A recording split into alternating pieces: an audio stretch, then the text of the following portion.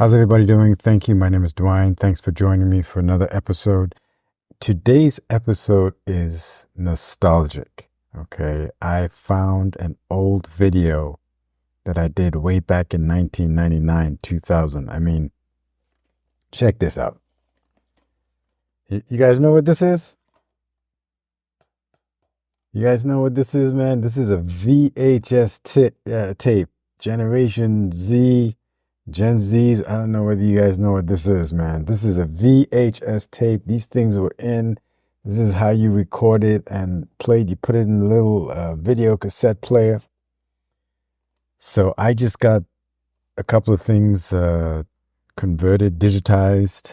And one of them was what I want to play for you today, which is 41 Shots. This is a video I did back in 1999, like I said. Now, let me give you some background here.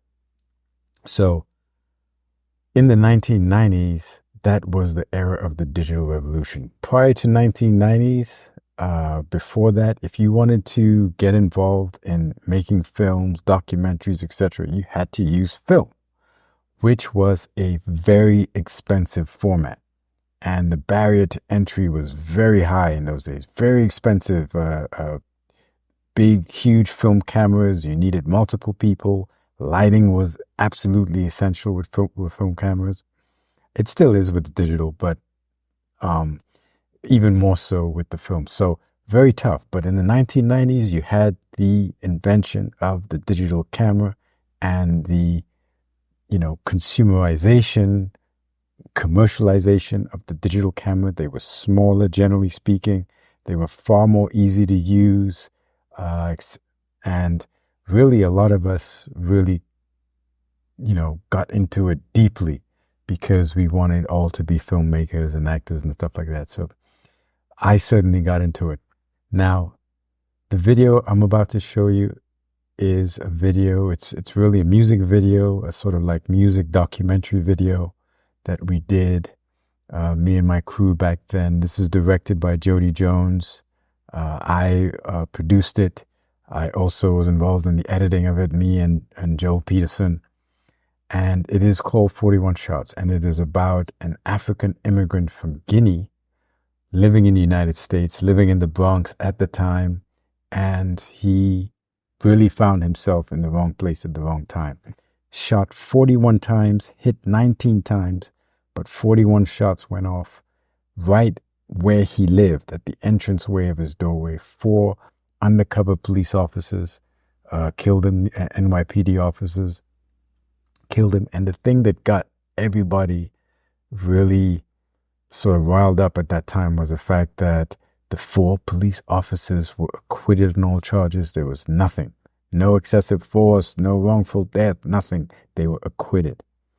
And I think that is that was the real impetus that got me and my crew at the time to really reach out to the family, really, do something about it and use this medium of film or digital film to actually really speak out and do something. We shot the video. We played in film festivals. It became a sort of like an anthem type of video for this whole issue of police brutality, excessive force, and whatnot. So this is it, man. This is back 24 years ago. My very first video, 41 Shots. I hope you like it. Leave your comments, and I'll see you guys in the next episode. The fatal shooting of an unarmed African immigrant down in a barrage of police gunfire.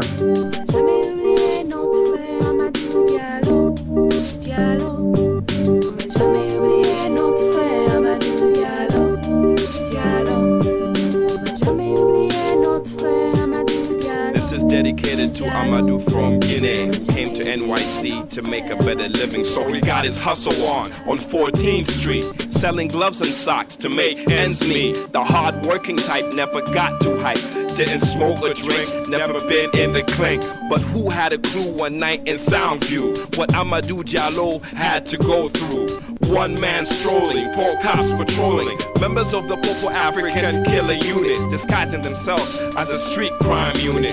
44 AM, 1157 Wheeler. Cops each with a 9mm, aimed their pieces at an innocent brother. 41 shots in cold-blooded murder. 41 shots in cold-blooded murder. 41 shots in cold-blooded murder. I just gunshot them, but them a fire non-stop. Gunshot them, but them a fire non-stop. Gunshot them, but them a fire non-stop. Yo, gunshot them, but them a fire non-stop. Gonna make up in all them, gonna make up in Bronx. No make down in Brooklyn, neither Queens. To them and a shit gun on the wharf and all a fly down from plane. And I bring it now they get to fit drive, we insane. When me take a look around, a pure blood a run red. Every which part me go a gunshot, just a lick. Me try to understand this your type of violence. From a youth man up them, but don't have to take back my shots. Any small thing go down, I just pure shot pop off. Booyaka, booyaka, and another one drop. Yeah, me know me you, this is a daily affair. When police buck up on the scene, but up your innocent dead. Just another atrocity down in New York City, that's why. Gunshot them and them a fire non-stop. Gunshot them and them a fire non-stop. Gunshot them take a lick me brother down. Gunshot them used to kill me brother. What's going on like Marvin Gaye? Cops still bucking, watch the bullets spray. You picked the wrong prey, we don't play. Fire will burn you, scorch you. What you think you doing when you step to us? My man just came over here trying to make his life a little better. Make a little cheddar and send it back home, cause there's no place like home in the black man's dome. But now we figured it out, it's impossible to mingle. We're headed for the jungle on the way exciting the feds. Let me tell you something, when you step to us, you're gonna get your shell back for what you done did. From the whips and chains to the 9mm. Watch out my man when you test a black man. Yo, a freak like be the click, guns, knives and nightsticks. On some John Woo-ish, on some Bruce Lee-ish. We don't black, what? Don't step to black. Watch your back for the counter-attack. On va jamais oublier notre frère Amadou Diallo, Diallo. On va jamais oublier notre frère Amadou Diallo, Diallo. The police shooting of Amadou Diallo is just the most blatant example of an abuse of police power.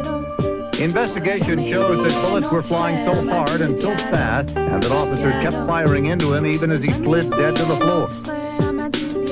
À tous mes sœurs et frères africains en Amérique, il est l'heure qu'on se lève, on montre qu'on va pas se faire marcher dessus par ces diables en Amérique. Un pour tous et tous pour un. On va jamais oublier notre ami Amadou Diallo. He came to this country looking for better opportunity. He came to this country being told this was the land of the free and the home of the brave. He leaves this country with his body riddled with bullets.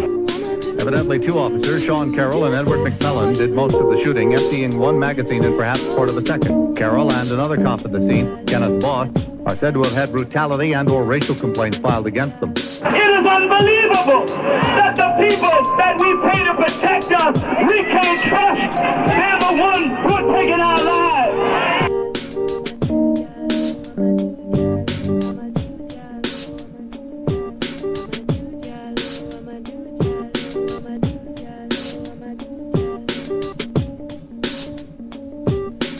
I really believe that if a horse was shot dead by 4 policemen, there would be more outrage than this black human being that was killed.